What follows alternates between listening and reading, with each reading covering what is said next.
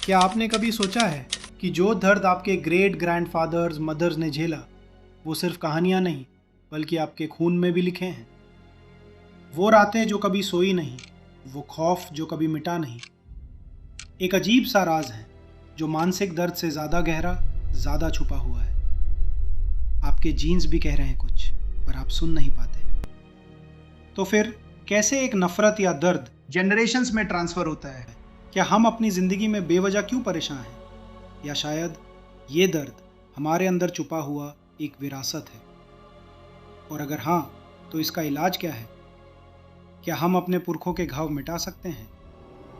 ये कहानी शुरू होती है उन कहानियों से जो कभी सुनाई नहीं गई, और उन राज से जो आपके अंदर तक घुस चुके हैं।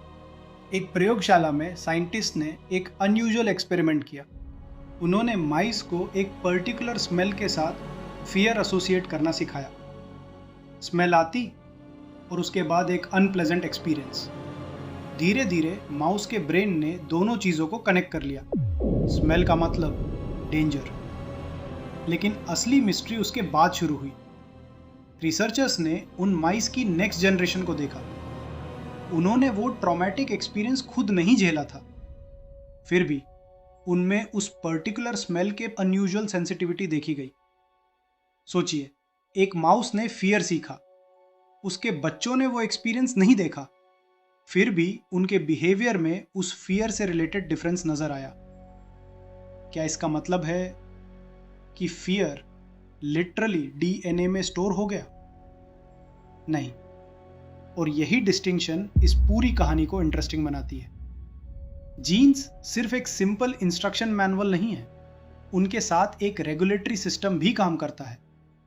इसी फील्ड को हम कहते हैं एपिजेनेटिक्स। सिंपल लैंग्वेज में, डीएनए की बेसिक सीक्वेंस बदले बिना जीन्स की एक्टिविटी को रेगुलेट करने वाले मैकेनिज्म्स। सोचिए, डीएनए एक किताब है। लेटर्स वही रहते हैं, लेकिन कुछ पेजेस पर बुकमार्क्स लग जाते हैं। कुछ इंस्ट्रक्शंस इजीली रीड होते हैं, कुछ कम। स्ट्रेस, एनवायरनमेंट और दूसरे एक्सपीरियंसेस इन बायोलॉजिकल सिस्टम्स को इन्फ्लुएंस कर सकते हैं। और एनिमल रिसर्च ने एक फैसिनेटिंग पॉसिबिलिटी दिखाई है कि कुछ इफेक्ट्स जनरेशंस तक इन्फ्लुएंस कर सकते हैं। लेकिन यहां रुकना जरूरी है। माउस एक्सपेरिमेंट ह्यूमन प्रूफ नहीं है। इसका मतलब ये प्रूव नहीं होता कि आपके दादा का फियर डायरेक्टली आपके जीन्स में ट्रांसफर हो गया। ह्यूमन बायोलॉजी कहीं ज़्यादा कॉम्प्लिकेटेड है।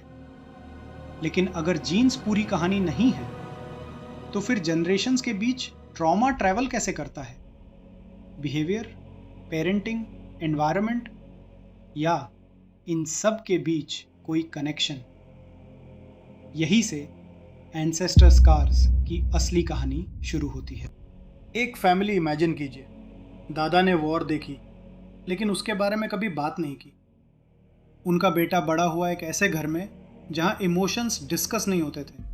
गुस्सा, साइलेंस, कांस्टेंट वरी, और हर प्रॉब्लम के सामने एक ही रिस्पॉन्स, स्ट्रांग बनो, इसके बारे में बात मत करो। अब वो बेटा अपने बच्चे को रेज करता है। बच्चा वॉर नहीं देखता, लेकिन वो एक ऐसा एनवायरनमेंट ज़रूर देखता है जहाँ फियर को हाइड किया जाता है, जहाँ वल्नरेबिलिटी वीकनेस लगती है, जहाँ हर चीज़ के लिए प्रिपेयर्ड रहना नॉर्मल है।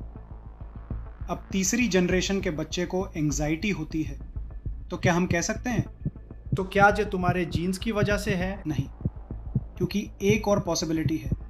ट्रॉमा बिहेवियर को चेंज करता है, बिहेवियर एनवायरनमेंट को चेंज करता है, और एनवायरनमेंट बच्चे को शेप करता है। एक पेरेंट जो कॉन्स्टेंटली एंग्शियस है, शायद अननोइंगली अपने चाइल्ड को दुनिया को डेंजरस देखना सिखा रहा है। एक पेरेंट जो इमोशंस एक्सप्रेस नहीं करता, शायद चाइल्ड को इमोशंस सप्रेस करना सिखा रहा है। और एक फैमिली जहां फेलियर को शेम समझा जाता है, वहां नेक्स्ट जनरेशन रिस्क लेने से बच सकती है। धीरे धीरे एक पैटर्न बन जाता है। एक जनरेशन एक्सपीरियंस करती है, अगली जनरेशन उस एक्सपीरियंस का इमोशनल एनवायरनमेंट इनहेरिट करती है, और तीसरी जनरेशन उसे नॉर्मल समझ सकती है। इसलिए इनहेरिटेड ट्रॉमा को सिर्फ डीएनए की कहानी समझना इनकम्प्लीट है। कभी ट्रॉमा मेमोरी के थ्रू ट्रैवल करता है, कभी पेरेंटिंग के थ्रू, कभी फैमिली बिलीव्स के थ्रू, कभी बिहेवियर के थ्रू। और साइंस इन्वेस्टिगेट कर रही है कि बायोलॉजिकल मैकेनिज्म्स भी इस प्रोसेस में कितना रोल प्ले करते हैं। यही डिफरेंस है इंटरजनरेशनल ट्रॉमा और ट्रांसजनरेशनल बायोलॉजिकल इनहेरिटेंस के बीच। दोनों को एक ही चीज समझना इजी है, लेकिन साइंटिफिकली दोनों सेम नहीं है। और अब सवाल और इंटरेस्टिंग हो जाता है।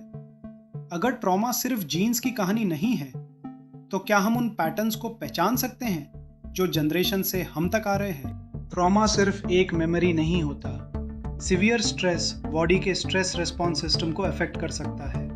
हार्ट रेट, स्लीप, हॉर्मोन्स और टाइम के साथ ये चेंजेस बॉडी के फंक्शनिंग का हिस्सा बन सकते हैं। इसी पॉइंट पर एपिजेनेटिक्स इंटरेस्टिंग हो जाती है। रिसर्चर्स ने ट्रॉमा एक्सपोज पॉपुलेशंस में बायोलॉजिकल डिफरेंसेस इन्वेस्टिगेट किए हैं। कुछ स्टडीज में स्ट्रेस रिएक्शन से रिलेटेड जीन्स के अराउंड एपिजेनेटिक चेंजेस भी ऑब्जर्व हुए। लेकिन इसका मतलब ये नहीं कि ट्रॉमा लिटरली डीएनए में सेव हो गया। साइंस में डिफरेंस मिलना और कॉज प्रूव करना दो अलग चीजें हैं। ह्यूमन लाइफ बहुत कॉम्प्लिकेटेड है। War, family environment, nutrition, parenting, stress, culture सब एक साथ इन्फ्लुएंस कर सकते हैं। इसलिए रिसर्चर्स के सामने एक डिफिकल्ट क्वेश्चन है। अगर किसी जनरेशन में बायोलॉजिकल चेंज दिखता है, तो उसका एक्चुअल कॉज क्या है? ट्रॉमा, एनवायरनमेंट, पेरेंटिंग या इन सब का कॉम्बिनेशन? और यहीं साइंस हमें एक इंपॉर्टेंट लेसन देती है।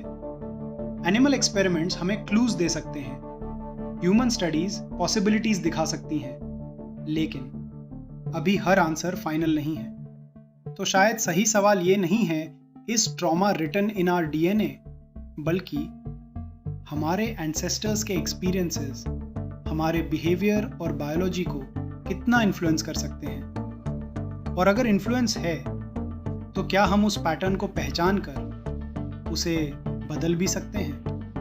अभी नोटिस किया है, कुछ फैमिलीज में पैसे को लेकर एक्सट्रीम फियर होता है, कुछ में फेलियर को लेकर, कुछ में रिलेशनशिप्स को लेकर। और कभी कभी एक जनरेशन के पैटर्न्स नेक्स्ट जनरेशन की पर्सनालिटी जैसे लगने लगते हैं। एक बच्चा बड़ा होता है और कहता है मैं रिस्क नहीं लेता, लेकिन शायद उसने रिस्क अवॉइड करना सीखा है।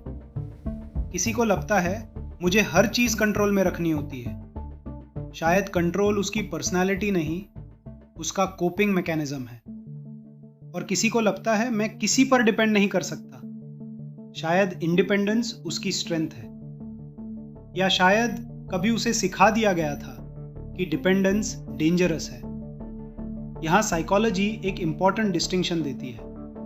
हम अक्सर अपने रिपीटेड पैटर्न्स को अपनी आइडेंटिटी समझ लेते हैं। मैं ऐसा ही हूँ, I am an anxious person, I overthink everything, I can't handle failure. लेकिन बिहेवियर रिपीट होने से वो परमानेंट आइडेंटिटी नहीं बन जाता। कभी कभी वो एक लर्न्ड पैटर्न होता है, और लर्न्ड पैटर्न्स चेंज भी हो सकते हैं। इमेजिन कीजिए एक फैमिली जहां जनरेशन से इमोशंस ओपनली डिस्कस नहीं हुए।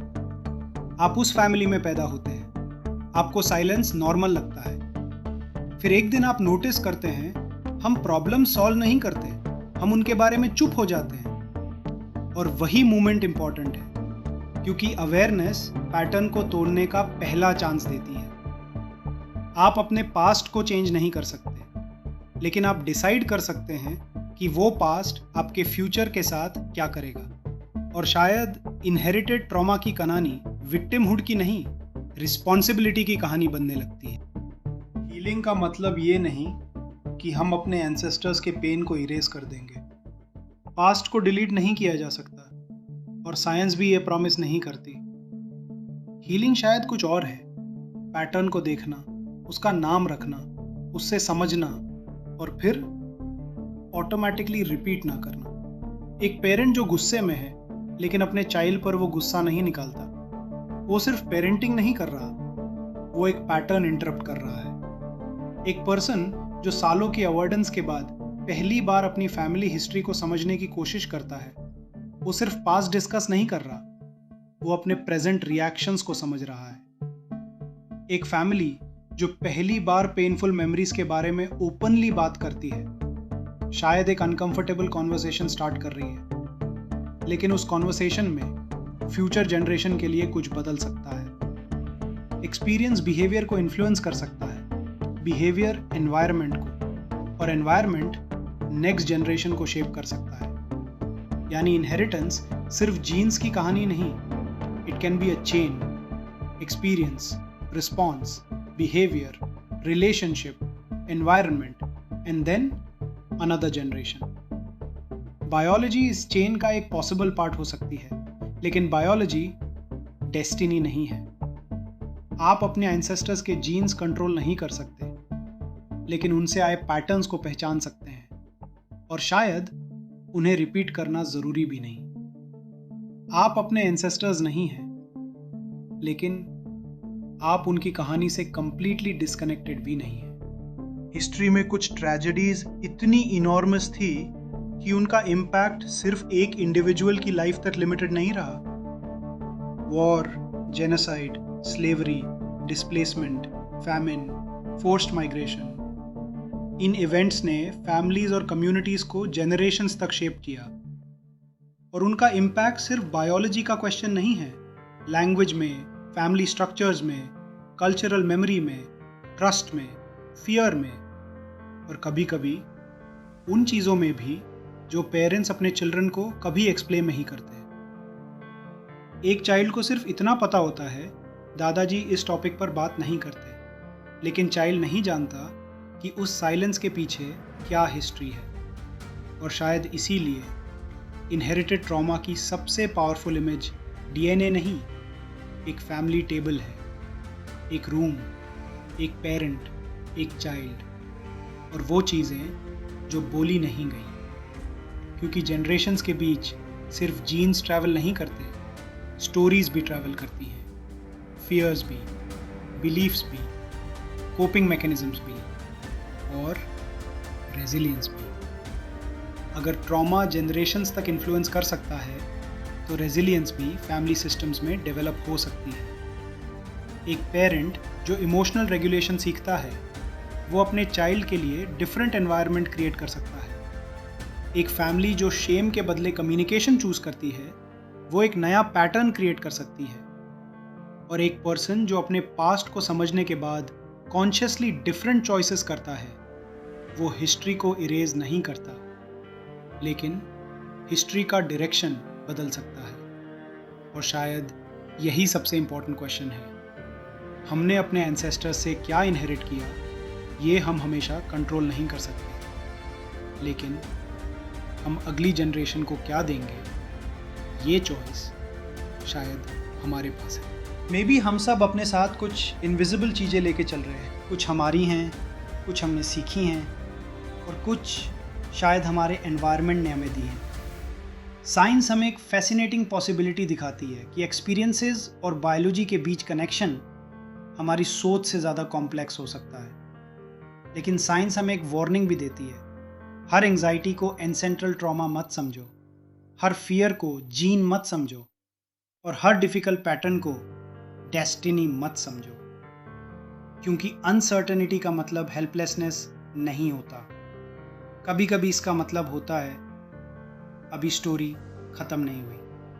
आप अपने परदादा की वॉर अंडू नहीं कर सकते, आप अपनी फैमिली की पुरानी साइलेंस इरेज नहीं कर सकते, आप पास्ट को रीराइट नहीं कर सकते, लेकिन आप उस पास्ट के साथ अपना रिलेशनशिप चेंज कर सकते हैं। आप डिसाइड कर सकते हैं कौन सा फियर आगे नहीं जाएगा, कौन सी साइलेंस टूटेगी, कौन सा बिहेवियर रिपीट नहीं होगा, और कौन सी कहानी आपके बच्चों तक पहुंचने से पहले ही रुक जाएगी। शायद हीलिंग का मतलब पुरखों के घाव मिटा देना नहीं है, शायद हीलिंग का मतलब है उन घावों को समझना, ताकि वो आपके थ्रू किसी और की ज़िंदगी का हिस्सा ना बन जाए। एक छोटा सा बच्चा अपनी दुनिया में खेल रहा है, उससे नहीं पता कि उसके एंसेस्टर्स ने क्या सहा, उससे नहीं पता कि उसके पेरेंट्स किस फियर के साथ बड़े हुए, उससे बस इतना पता है कि दुनिया अभी उसके सामने है। और उस मोमेंट में एक जनरेशन के पास एक चॉइस होती है, पास्ट को रिपीट करना या कुछ नया क्रिएट करना। आने वाली पीढ़ियां हमसे शायद ये नहीं पूछेंगी कि हमारे एंसेस्टर्स ने क्या सहा। वो शायद पूछेंगी, आपने उनकी कहानी के साथ क्या किया? क्या आपने उससे आगे कैरी किया या पहली बार उससे समझा? क्या आपने वही फियर दिया जो आपको मिला था या एक सेफर वर्ल्ड बनाया? क्या आपने वही साइलेंस कंटिन्यू की या पहली बार बात की? क्योंकि शायद हमारी सबसे बड़ी लेगेसी वो नहीं होती जो हम अपने बच्चों को देते हैं, शायद वो होती है जो हम उन्हें देने से रोक देते हैं। और हो सकता है एंसेस्टर स्कार्स की कहानी का असली एंड पुरखों के घाव में नहीं, आने वाली जनरेशन में हो।